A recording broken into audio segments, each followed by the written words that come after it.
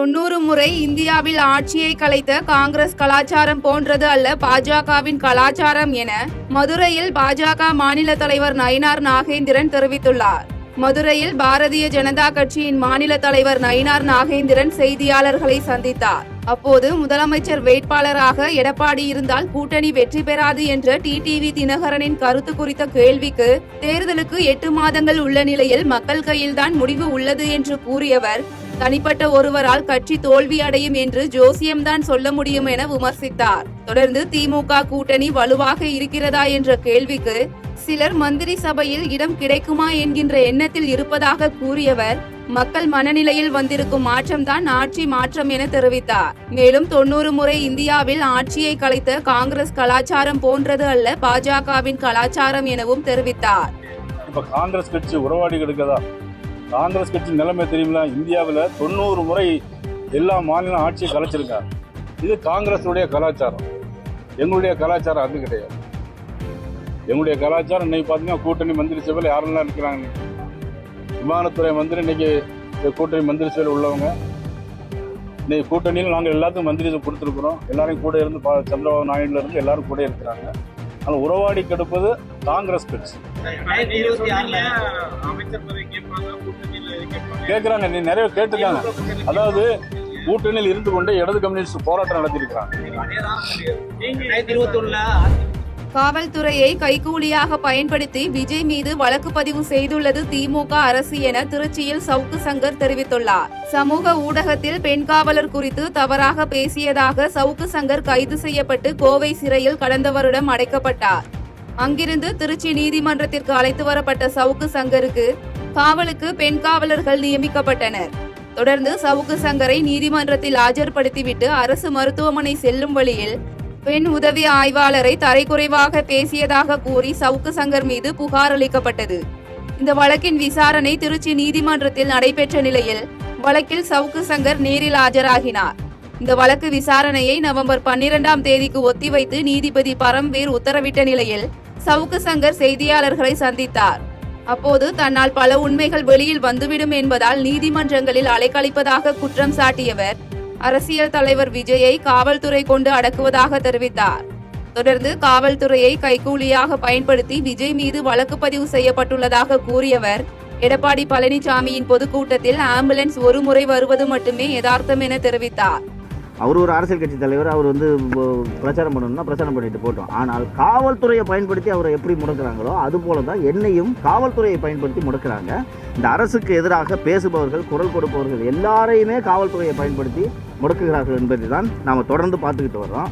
திரு பழனிசாமி அவர்கள் 120 தொகுதிகளுக்கு தொடர்ந்து பிரச்சாரம் செய்து வருகிறார். போகிற இடத்துல எல்லாம் ஆம்புலன்ஸை விட்டு அந்த ஆம்புலன்ஸ் டிரைவர் ஓட்டுநர் தாக்கப்பட்டதாக திரு பழனிசாமி மீதே எஃப்ஐஆர் போட்டிருக்கிறார்கள் என்பதை நீங்கள் மறந்துவிடக்கூடாது. அதே மாதிரி மதுரையில் விஜய் அவர்களோட மாநாடு நடந்தப்போ ஒரு பையனை பவுன்சர் தூக்கி போட்டுட்டாங்கிறதுக்காக விஜய் மேலேயே எஃப்ஐஆர் போட்டிருக்காங்கன்னா இந்த காவல்துறையை பயன்படுத்தி எதிர்குரல்களை, எதிர்கட்சிகளை அத்தனை பேரையும் முடக்க வேண்டும் என்பதற்காக தான் இந்த அரசு செயல்பட்டு கொண்டிருக்கிறது. காவல்துறை அதற்கு ஏற்றாற்போல் திமுகவின் கூலிப்படையாக செயல்பட்டு கொண்டிருக்கிறது. அதோட நீட்சி தான் இதெல்லாம். அதே சமயத்தில் மருத்துவர் ஐயாவின் அறிவிப்பு கட்சி விதிகளுக்கு எதிரானது என்றும் கட்சியை கட்டுப்படுத்தாது என்றும் அன்புமணி ஆதரவாளரும் வழக்கறிஞருமான பாலு தெரிவித்துள்ளார். சென்னை உயர்நீதிமன்ற வளாகம் வெளியே அன்புமணி ஆதரவாளரும் வழக்கறிஞருமான பாலு செய்தியாளர்களை சந்தித்தார். அப்போது பாமகவில் இருந்து அன்புமணி நீக்கப்பட்டது குறித்த கேள்விக்கு பாமக விதியின்படியும் கட்சி சட்டத்தின்படியும் கட்சி நிர்வாக பணிகளை மேற்கொள்ளக்கூடிய அதிகாரங்கள் பொதுக்குழுவால் தேர்ந்தெடுக்கப்பட்ட தலைவர், செயலாளர், பொருளாளர்களுக்கு மட்டுமே உள்ளதாக கூறியவர், மருத்துவர் ஐயாவின் அறிவிப்பு கட்சி விதிகளுக்கு எதிரானது என்றும் கட்சியை கட்டுப்படுத்தாது என்றும் தெரிவித்தார். தொடர்ந்து தேர்தல் ஆணையம் முறையாக பாமக கட்சிக்கு தலைவர், செயலாளர், பொருளாளர் என்ற பதவிக்கு அங்கீகாரம் கொடுத்துள்ளதாக கூறியவர், தேர்தல் ஆணையத்தின் கடிதத்தை உரிய நேரத்தில் வெளியிட உள்ளதாக தெரிவித்தார். மீண்டும் சொல்லுகிறேன், கட்சியினுடைய விதிகளின்படி கட்சியினுடைய நிறுவனருக்கு நிர்வாக பணிகளை மேற்கொள்ளக்கூடிய அதிகாரம் என்பது வழங்கப்படவில்லை. பதவி நீக்கம் செய்வது, கூட்டங்கள் நடத்துவது, எந்த முடிவுகளாக இருந்தாலும் பொதுக்குழுவால் தேர்ந்தெடுக்கப்பட்ட கட்சியினுடைய தலைவருக்கு மட்டுமே அதிகாரம் இருக்கிறது. எனவே இன்றைக்கு மருத்துவர் ஐயா அவர்கள் வெளியிட்டிருக்கக்கூடிய அறிவிப்பு என்பது கட்சி விதிகளுக்கு எதிரானது. பாட்டாளி மக்கள் கட்சியை எந்த விதத்திலும் ஐயா அவருடைய அறிவிப்பு என்பது கட்டுப்படுத்தாது. கட்சியினுடைய தலைவராக மருத்துவர் அன்புமணி ராமதாஸ் அவர்கள் தொடர்ந்து வருகிறார்.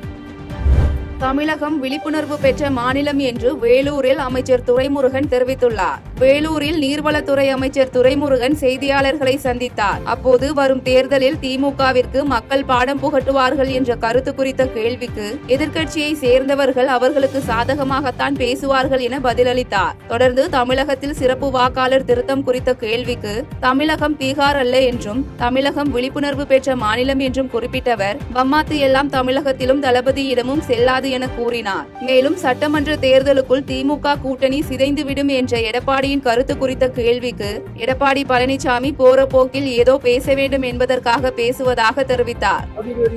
தமிழகம் பீகார் அல்ல. தமிழகத்தில் அவ்வளவு விழிப்புணர்ச்சி பெற்ற ஒரு நாடு ஆகியனால் அங்க இருக்கக்கூடிய ஆட்சி இங்க அல்ல, இது தளபதியினுடைய ஆட்சி. ஆக தமிழ்நாட்டிலும் அவர்கள் செல்லாது, தமிழ்நாட்டு முதலமைச்சருக்கும் செல்லாது. திமுக கூட்டணி சட்டமன்ற தேர்தலுக்குள் சிதறிவிடும் அப்படின்னு நேற்று எடப்பாடி பழனிசாமி பேசியிருக்காரு சார். அதை பத்தி என்ன சார்? ஏதோ ஒரு போக்கில் பேசினார், பாவம் ஏதாவது பேசணும்னு தான்.